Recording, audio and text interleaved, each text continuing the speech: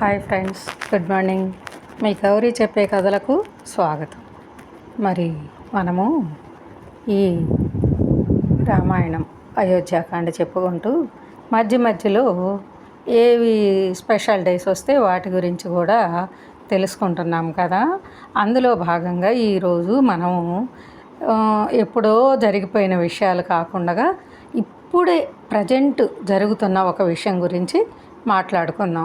ఎందుకండి ఇవన్నీ అన్నీ మనకి న్యూస్లో తెలుస్తున్నాయి, పేపర్లో తెలుస్తున్నాయి, మరి మెసేజెస్ వస్తున్నాయి. ఇవన్నీ ఎందుకు చెప్తున్నారన్నారా?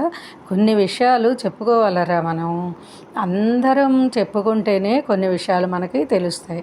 ఏంటి గవర్నమెంట్ ఏం చేస్తుంది అని కొంతమంది సాగదీస్తారు, కానీ ఏం చేస్తోంది అనేది కూడా మనకి కొన్ని విషయాలు క్లారిటీ రావాలి. అలాగే మరి కేంద్రం నుంచి ఎన్నో తెస్తున్నాడు మన చంద్రబాబు నాయుడు గారు అని చెప్పుకుంటూ ఉంటాం. ఆ ఎన్నో అంటే కొన్ని అసలు తెలియవు, ఊరికే మాట్లాడతారు. కానీ మోడీ గారు చాలా మంచి పనులు చేస్తున్నారు. అందులో ఒకటి ఇప్పుడు ఆ కేంద్రం నుంచి మనకి ఈ ఆంధ్రప్రదేశ్కి ఒక మంచి శుభవార్త వచ్చిందన్నమాట. ఇది అందరికీ తెలిసినా కానీ మళ్ళీ ఒకసారి ఊరికే నేను అది రిమైండ్ చేస్తున్నాను అనమాట.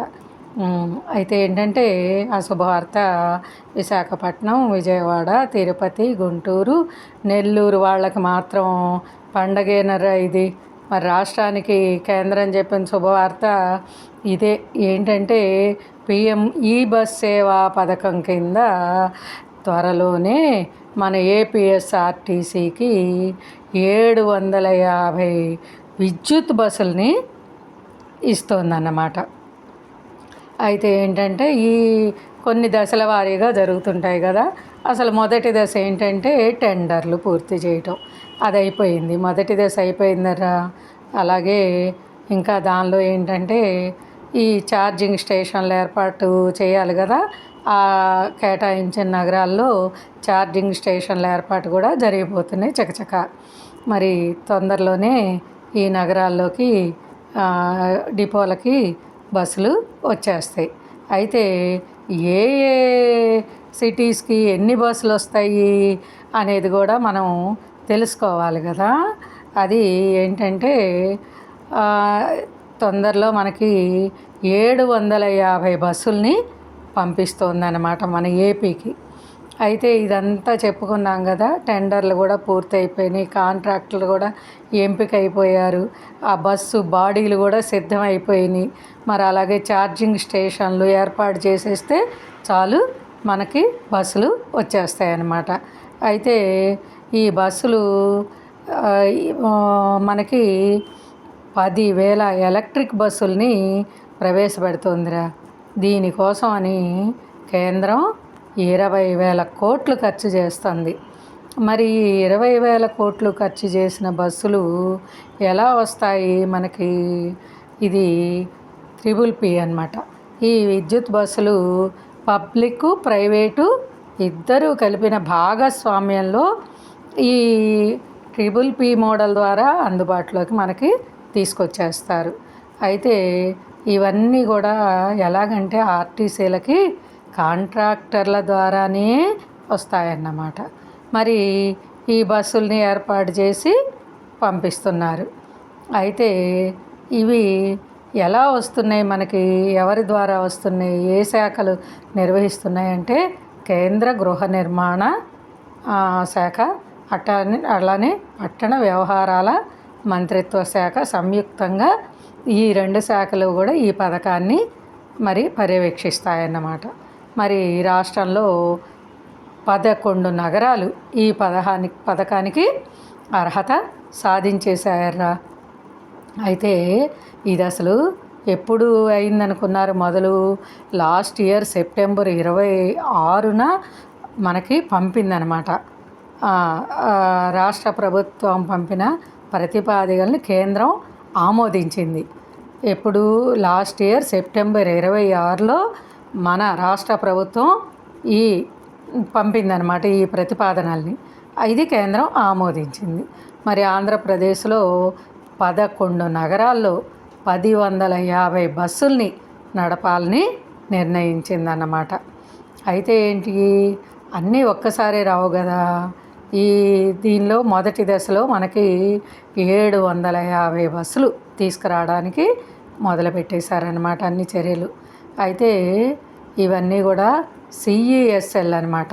అంటే ఏంటి, కన్వర్జెన్స్ ఎనర్జీ సర్వీస్ లిమిటెడ్ విద్యుత్ మంత్రిత్వ శాఖ ఆధ్వర్యంలో ఈ టెండర్లన్నీ కూడా నిర్వహించేశారు. ఈ టెండర్లలో ఎవరు సాధించారనుకున్నారు? ఇది పూణేకి చెందిన పిన్నాకిల్ మొబిలిటీ సొల్యూషన్స్ సంస్థ టెండర్ని దక్కించుకుంది. అయితే ఈ సంస్థ రాష్ట్రంలో బస్సులు తిప్పే కాంట్రాక్ట్ని పొందిందన్నమాట. అయితే వీటిల్లో బస్సులు కూడా అన్నీ ఒక రకం కాదరా. 12 మీటర్లు 9 మీటర్లు పొడవున్న 2 రకాల బస్సులు మనకి అందుబాటులో వస్తాయన్నమాట. అయితే ఏంటంటే ఫస్ట్ 750 బస్సులు అంటే ఎలా 9 మీటర్ల పొడవున్న ఏసీ బస్సులు అనమాట 129 వస్తాయి. వీటికి మన ఆర్టీసీ వాళ్ళు కిలోమీటర్కి 62 రూపాయల 17 పైసలు చొప్పున ఆర్టీసీ వాళ్ళు కాంట్రాక్ట్ సంస్థకి అద్దె ఇస్తాయన్నమాట. అలాగా. అయితే అలాగే 12 మీటర్ల పొడవున్న ఏసీ బస్సులు 621 ఉంటే వీటికి మన ఆర్టీసీ 72 రూపాయల 55 పైసలు అద్దె చెల్లించాల్సి ఉంటుందన్నమాట. మరి అయితే ఈ ఏపీఎస్ఆర్టీసీ ఆంధ్రప్రదేశ్లో 11 నగరాల్లో 12 డిపోల దగ్గర ఛార్జింగ్ స్టేషన్లు ఏర్పాటుకు ప్రణాళికలన్నీ సిద్ధం చేసేసిందరా. అయితే ఈ ప్రణాళికల్ని రాష్ట్ర స్థాయి స్టీరింగ్ కమిటీ ద్వారా ఈ మోహోకి పంపారన్నమాట. అయితే ఆంధ్రప్రదేశ్కి బస్సులు సిద్ధమైపోతుండటంతో ఛార్జింగ్ స్టేషన్లు ఏర్పాటు చేయాలని ఆదేశించేశారు. అయితే దీంతో రాష్ట్ర వ్యాప్తంగా 11 నగరాల్లో 12 డిపోల పరిధిలో ఆర్టీసీ ఛార్జింగ్ స్టేషన్లను ఏర్పాటు ప్రారంభించేసింది. మరి రాష్ట్రానికి వస్తున్న 750 బస్సుల్లో ఎవరెవరికి ఎన్నెన్నో మనం తెలుసుకోవాలి కదా. విశాఖపట్నానికి 100 సిటీ బస్సులు మంజూరైపోయాయి. మరి సింహపురి డిపోకు 50, గాజువాక డిపోకి 50 అన్నమాట. అలాగే విజయవాడకి 100 బస్సులు మంజూరైతే వాటిని విద్యాధరపురం డిపోకి కేటాయించేశారు. మరి అక్కడ ఛార్జింగ్ స్టేషన్ ఏర్పాటు చేసేస్తున్నారు. అలాగే గుంటూరు నగరంలో గుంటూరు 2 డిపోకి 100 బస్సులు వస్తాయి. మరి నెల్లూరు టౌన్లో నెల్లూరు 2 డిపోకి 100, కర్నూలు 2 డిపోకి 50 బస్సులు అనమాట. ఇంకా కాకినాడ, రాజమహేంద్రవరం, కడప, అనంతపురం బస్ డిపోలకి 50 బస్సులు చొప్పున మంజూరైపోయాయి. మరి మన రాజధాని అమరావతిలో తిరిగేందుకు వీలుగా మంగళగిరి బస్సు డిపోకి 50 సిటీ బస్సులు మంజూరైపోయాయిరా. తిరుపతిలో మంగళం బస్ డిపోకి 50 బస్సులు వచ్చేస్తున్నాయి. అలాగే బస్సులు మంజూరు చేసిన డిపోల్లోనే ఛార్జింగ్ స్టేషన్లను ఏర్పాటు చేయాలని ఆర్టీసీ నిర్ణయించేసుకుంది. మరి ఇది పూర్తవగానే బస్సుల్ని రోడ్డెక్కించేందుకు చర్యలు తీసేసుకుంటున్నారు. కొత్త బస్సులు వస్తున్నందుకు సిబ్బంది నియామకంపై కూడా ఆర్టీసీ ఫోకస్ పెట్టేసింది. మరి అలాగే కేంద్రం నుంచి దశల వారీగా మరిన్ని బస్సులు మనకి రాబోతున్నాయన్నమాట. దీంతో రాష్ట్ర వ్యాప్తంగా మరిన్ని డిపోల్ని సిద్ధం చేయబోతున్నారన్నమాట.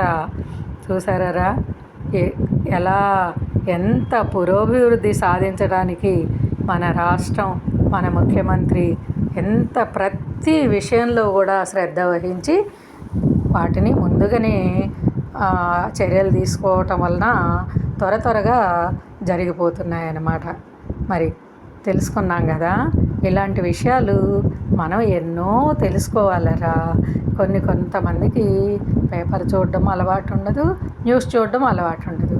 కానీ ఇలా వినడం అలవాటు ఉన్న వారికి కూడా ఇలా వినడం మూలంగా కొన్ని విషయాలు తెలుస్తాయని నేను ఈ ప్రయత్నాన్ని ప్రారంభించానన్నమాట. మరి నచ్చిందా? నచ్చితే లైక్ చేయండి, షేర్ చేయండి, సబ్స్క్రైబ్ చేయండి. విన్నవారు లైక్ చేయడం మాత్రం మర్చిపోవద్దు. లైక్ చేస్తే ఇంకా ఎన్నో కొత్త విషయాల్ని నేను మీకు తెలియజేయడానికి ప్రయత్నిస్తానన్నమాట. ఓకేనా? మరి మళ్ళీ కలుసుకున్నప్పుడు ఇంకొక విషయాన్ని తెలుసుకుందామరా. మీ గౌరీ పూర్ణ. బాయ్.